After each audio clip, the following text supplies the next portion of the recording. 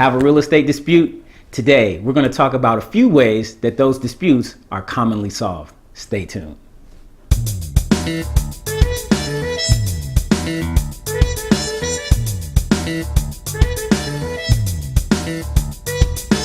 So in real estate disputes, there are often two words that generally come up. Those words are mediation and arbitration. Now, I know you're saying, Dietrich, what is mediation? What is arbitration? Well, let me give you a little bit of an example. I come home after a hard day of work at the office. The kids are running around, mommy's in the kitchen, and my oldest son, DJ, runs up to mommy and says, "Mommy, I want an orange." And as typical, my youngest son, Carter, says, Mommy, I want an orange too." So mommy looks in the refrigerator and she pulls out an orange, which she believes is the last one. She holds up the orange and says, "Guys, I've only got one." The kids start screaming. DJ's like, "I want the orange." Carter says, "No, I want the orange." And they're going back and forth and back and forth. And finally, mommy decides, "I'm going to chop it in half and give each kid a half." Problem solved, right? Wrong. They go bananas. So now snot's flying everywhere. Tears are all over the ground. People are stomping and kicking and crying. And you know how kids do. So I walk into the kitchen, look around in the fridge. I see there's another orange in the back. I pull it out. I say, "DJ, Carter, Daddy has an orange. What do you want?" DJ says, "Daddy, I want the peels of the orange for my science experiment that I'm going to do upstairs." Carter says, "Daddy, I want orange juice." So what do? I peel the orange, give the peelings to DJ. I squeeze the juice out, give the juice to Carter. Both kids are elated. They're happy and smiling from ear to ear. That is what mediation is. When two parties are in a dispute, they hire a neutral third person who will come in and help them to come to mutual agreement on a decision. Typically, it's kind of a win-win.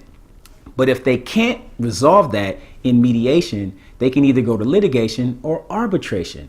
So what is arbitration? Well, it's pretty much almost the same thing. Two parties in dispute, they hire a neutral third person who will come in, hear the evidence, and then they will decide who's right and who's wrong. Got it?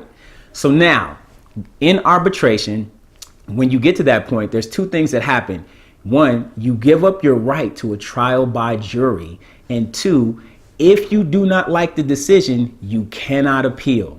Now, why is that important? Because you want to know what your rights are when you get ready to initial the two lines on the residential purchase agreement, lines 22A and 22B, that talk about mediation and arbitration respectively.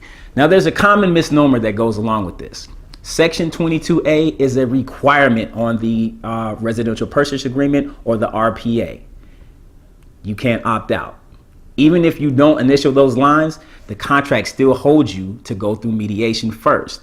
If you don't come to a resolution through mediation, then you can always pursue litigation or arbitration. Section 22B, which talks about arbitration, you have to opt in, okay? So you will have to sign. If one person signs and one person doesn't, then you guys got to come to agreement or there's no contractual obligation there. Now, I won't get into, what's best, mediation or arbitration, but I will tell you, if you're thinking about whether you should or should not initial, I would always tell you, seek legal counsel, okay? So there you have it. The definition, albeit pretty funny one, of mediation and arbitration. I hope this helps you in making your decisions when you're getting ready to sign or authorize the documents, okay?